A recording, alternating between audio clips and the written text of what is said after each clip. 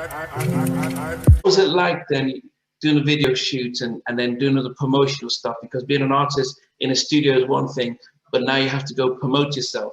What was it like for you? I mean, you're doing it now, but back in those early days, what was it like for you? For me, it was tough. It was tough because quite naturally, I'm an introvert, you know. So, and I'm a quiet guy. I'm that guy when you walk in the room, Donell's over there in the corner chilling. You know what I'm saying? You know, I'd rather be in the studio. So it was tough for me in the beginning. But I had to open up. You know, it took me quite some time to get to that point.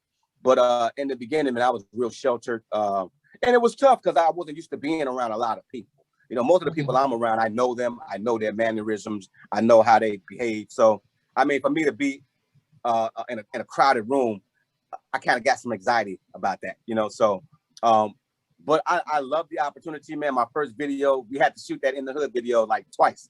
You know, the first video, you know, it was my first video. I didn't have it wasn't no facial expressions, wasn't no, you know, it was just, damn, man, we need more out of him. Like, you know what I'm saying? So we ended up shooting that video twice, man. I think T-Boz directed the second video. Wow. The one with the girls with the baseball bat and all that. Yeah. So yeah, that's pretty much what happened with the video situation. But you know, again, I was an introvert. You know, I was one of those people that was kind of scared to jump out. Now, if I'm drinking, that's a different story. Yeah, now, I'm the most outgoing person there, but I had to have alcohol to do it. You know, so yeah.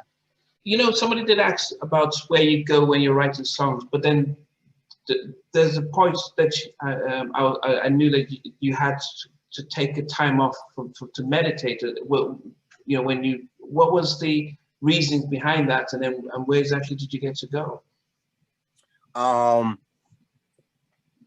was, man, about maybe 13 years ago, man, I was having a tough time. You know, I was drinking a lot, smoking a lot of marijuana, having a lot of negative thoughts. I was just going through a lot of things mentally that I couldn't explain. You know, it just had me down. And the only thing I could do was self-medicate at that particular time. So I had went on Twitter and I had asked somebody, man, like, what could I do? Like, and the first thing that came was, you should try to meditate. Now, I had never tried it or never did it before. So I went in and researched a little bit and tried to find out what it was about. And I did it one day. And the day that I did it, I had the most excruciating headache ever in my life. It was like my body was fighting me. My body and my mind didn't want to sit there in silence. It just wanted to keep, you know, doing its thing, you know, because that's what it's designed to do. Yeah. So I started meditating, man. I kept at it. And eventually, man, you know what? I just started to realize, like, wow, I'm in control. You know, I mean, these are just ideas. These are just suggestions. I don't have to grab every one of them. Yeah. I could just, you know, I could pick and choose which ones I want to do. You know what I'm saying? Then the thought came, cigarettes. Cigarettes started legal. I'm like, that's just a thought. It's just a thought that pops in my mind. And when it pops in, I just got to say no to it. So once I started to realize that, I started applying it to everything. You know what I'm saying? I started applying it and making sure that, look, I'm the master. This is the slave. And whatever idea you come up with, it's up to me to either do it or not to do it. But many people, what they do is they don't even understand the difference between, they just go right into it. They go right into whatever the mind does, they go right into it. Yeah. You know, without thinking about it. To me, that's a slave, you know? Yeah. You have to become the master of your house. So what I did was, the better and better I became at meditating, another friend of mine called me and said, you know, you should go to Peru. Peru. They have this thing down there called ayahuasca. You should go try it. So I said, you know what? Boom, I'm gonna try it. The very next day, she told me. I went and I booked me a flight. Everything just lined up. It was like I was supposed to go. It's meant for me to go. So I went there, man. I stayed in the jungle for 2 weeks. Is it like a hotel or something? Is it like a camp? No, it was like it was a retreat. You know, it was probably, they had maybe 15 people. Okay.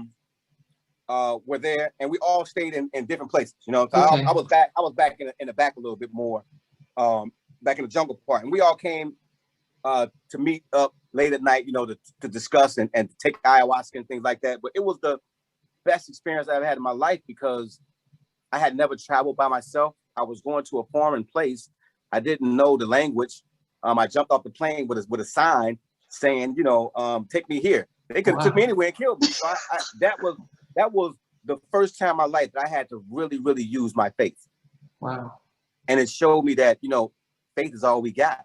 We can sit here and try to play like, we in control of these things. But, at the end of the day, man, faith is what took me there and what brought me back home. And I use that I don't worry about anything anymore, man. I just let life happen because it's going to happen anyway.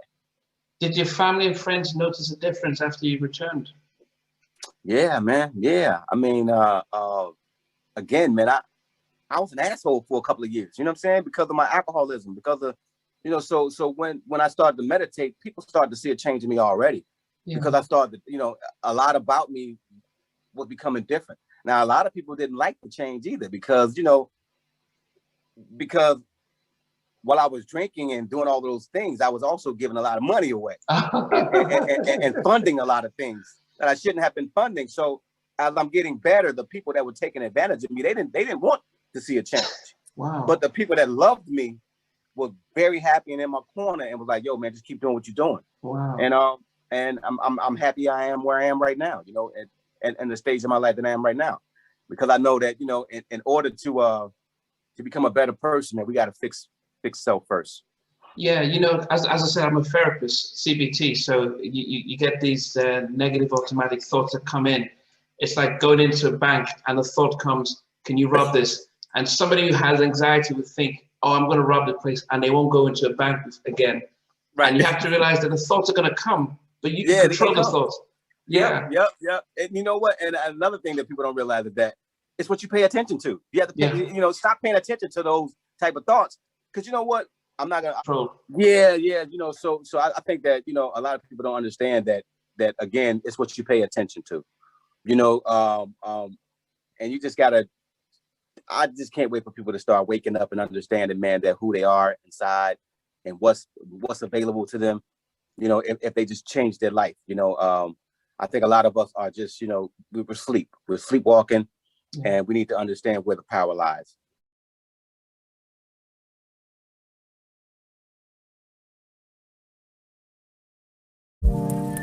I begin to